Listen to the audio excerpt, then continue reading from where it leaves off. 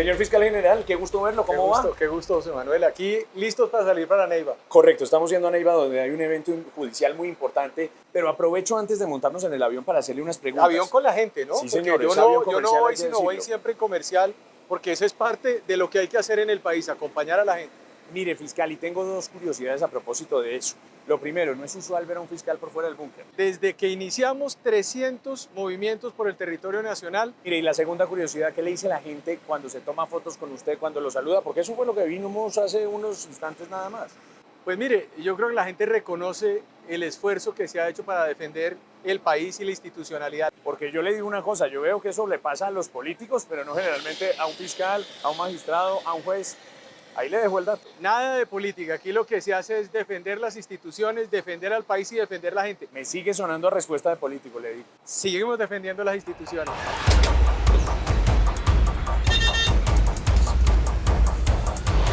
Fiscal, llegamos a Neiva y le preguntaba antes de montarnos en el avión por la gente que lo saluda, que lo aplaude, que lo felicita. Pero también le tengo que preguntar por los que lo critican, los que dicen que el fiscal se la pasa haciendo política, los que dicen que no está bien que un fiscal se dé en la mula con el presidente de la República. ¿Usted qué le responde a sus críticos? Aquí lo que hemos visto es que no es normal, José Manuel, que arrastren a los militares y a los policías y los saquen a patadas de los pueblos. No es normal que estemos viendo cómo se suplanta la legitimidad del Estado en muchos lugares del país. No es normal que le pidan a usted que desde presidencia que salgan los narcotraficantes de la cárcel. Eso no es normal, no es normal darle $1.000.000 a delincuentes para que dejen de delinquir. Hay que darle a la gente que ha cumplido con el país. Entonces aquí el tono... ¿Pero le toca al fiscal decir todo eso?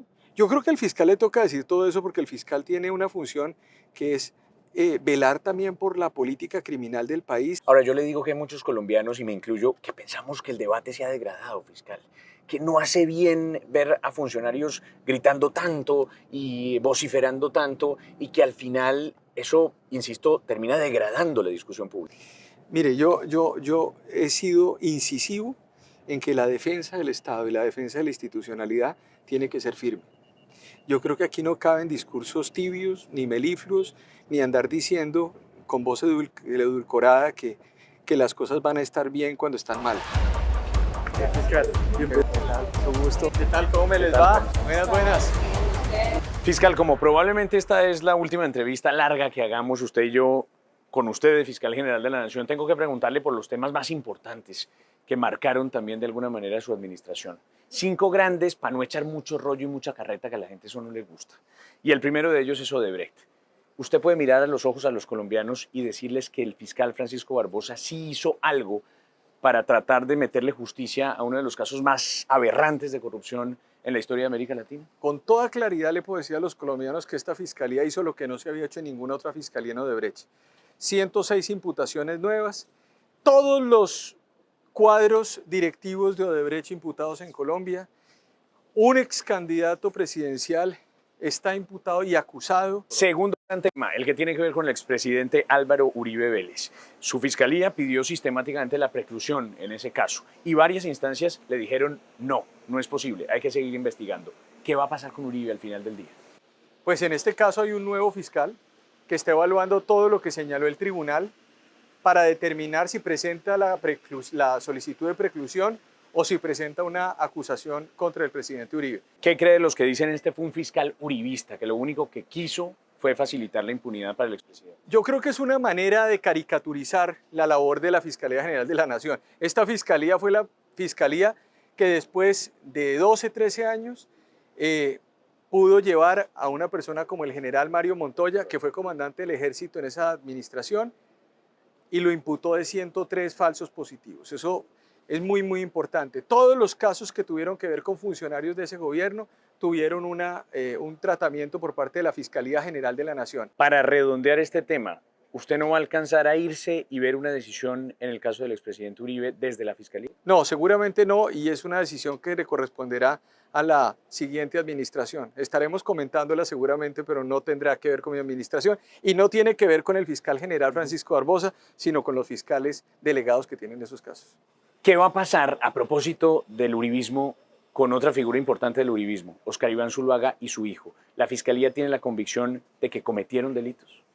La Fiscalía presentó una acusación contra Oscar Iván Zuluaga y su hijo por la convicción de que existe unos presuntos hechos delictivos. Eso va a ir a juicio y van a seguramente a discutirse en sede judicial esos temas que, vuelvo y repito, también se salen de la órbita de la fiscalía. Si esta fiscalía fuera uribista o fuera santista o fuera duquista o lo que sea, pues imagínese usted, pues no se tocarían ciertos temas que tienen que ver con la política. Este es un caso claro de que existe una acción de la justicia y una acción de la fiscalía que va mucho más allá de cualquier connotación partidista. Tercer tema importante, el que tiene que ver con Nicolás Petro, el hijo del presidente Gustavo Petro, y su ex compañera Day Vázquez.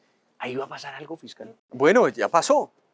Es que nosotros en la Fiscalía General de la Nación encontramos, como lo vio todo el país, que el hijo del presidente Gustavo Petro, Nicolás Petro, que era un diputado, planteó un delito de lavado de activos, fue imputado por un delito de lavado de activos y enriquecimiento ilícito. Ese caso ya está en juicio o está en una audiencia preparatoria y tendrá un desarrollo ante los jueces. Claro, pero Nicolás Petro poco menos dijo que había tenido una versión inicial que luego cambió por cuenta de que la fiscalía lo presionó, prácticamente lo secuestró. ¿Qué piensa de eso? Bueno, eso es una completa barbaridad.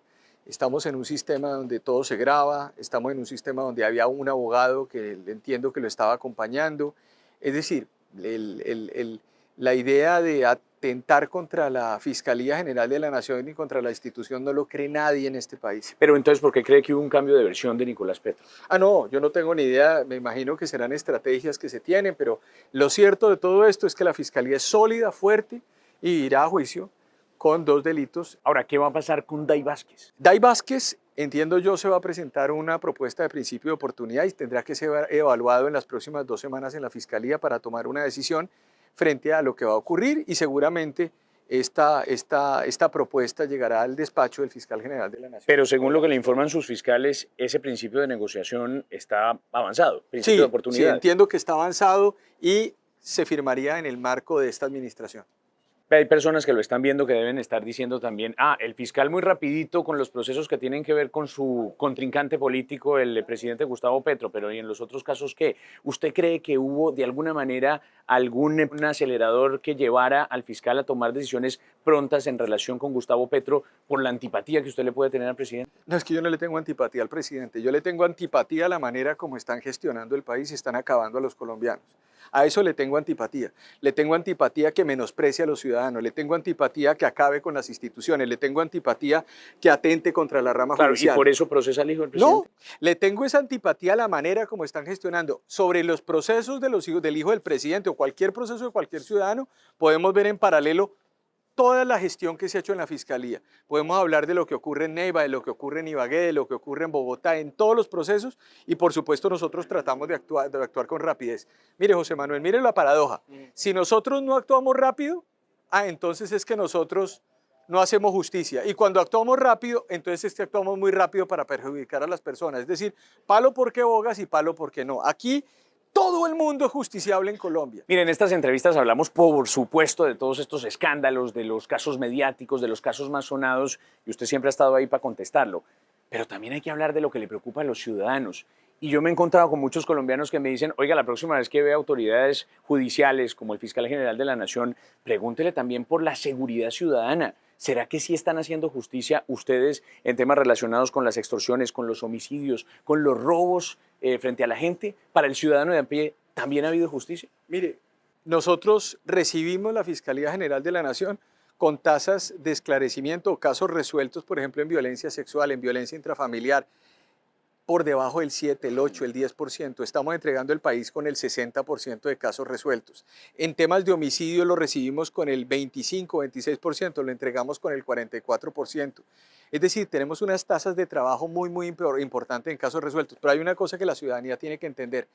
En casos de hurtos, por ejemplo, cuando nosotros sabemos que hay un indiciado conocido que lo vimos, la tasa de éxito de la Fiscalía es que por cada 10 hurtos, 7 terminan logran siendo resolver. procesados en la justicia. Ajá. Entonces, ¿qué es lo que se requiere? ¿Dónde están las cámaras? ¿Dónde está la inversión de los alcaldes? ¿Dónde está el compromiso del gobierno nacional en seguridad para que podamos articular con la justicia colombiana y no le echen la culpa siempre a los fiscales y a los jueces de que finalmente la gente atraca más? Ahora, en Colombia había una gente que era muy buena llevando las cuentas de las masacres en otros gobiernos, pero pareciera que como que en el último año largo se les dañó el contador y dejaron de insistir tanto en lo grave que son las masacres en un país como Colombia, especialmente contra los líderes sociales. La Fiscalía sí ha esclarecido en parte esas masacres que se han presentado en los últimos meses y años. Mire, nosotros tenemos hoy tasas de esclarecimiento, recibimos en el 52% las cifras y las tenemos en el 79% de Naciones Unidas, y el conteo de la Defensoría del Pueblo está por encima del 50% en casos resueltos. Pero eso es cierto lo que usted está diciendo. 700 ataques terroristas este año, 40 civiles, más de 80 soldados y policías asesinados en el país, en medio de la paz total, que yo llamo la paz criminal, una paz criminal que terminó sepultando el acuerdo de paz del 2016, terminó sepultando las ideas de paz en los territorios, terminó sepultando la idea de implementación del Estado en los territorios. Ve, hay quienes dicen que usted quisiera quedarse en la Fiscalía más tiempo a través de su vicefiscal Marta Mancera y que a eso le está apostando. ¿Qué responde? Que es falso. La vicefiscal Marta Mancera lo que ha hecho es servirle al país durante 4 años conmigo, pero además yo no la conocía, lleva 30 años en la entidad, le ha servido patrióticamente al país y por supuesto lo que no les interesa a muchos es que es una mujer que no se puede comprar, es una mujer que no se puede negociar, es una mujer que no acepta prebendas públicas, es una mujer que finalmente entiende la justicia como un factor no partidista, y eso evidentemente para muchos sectores, para el mismo gobierno nacional, para el mismo presidente Gustavo Petro, es un asunto de preocupación. Yo le quiero decir a los colombianos que en caso de que la Corte Suprema de Justicia se tome más tiempo, que la vicefiscal Marta Mancera le da plenas garantías al país. Han pasado 4 años, le quedan unas pocas semanas apenas para entregar el cargo. ¿Qué se le quedó pendiente entre el tintero? Yo creo que nada, yo creo que cumplimos lo que queríamos cumplir. Porque decían que tenía un ego bien subidito usted. Ahora el ego se lo compartía a todos los funcionarios de la Fiscalía, que se sienten tremendamente orgullosos y con una autoestima muy alto por pertenecer a la Fiscalía General de la Nación. Francisco Barbosa, ¿qué es lo primero que va a hacer cuando ya no sea más fiscal general de la Nación, cuando entregue definitivamente el cargo?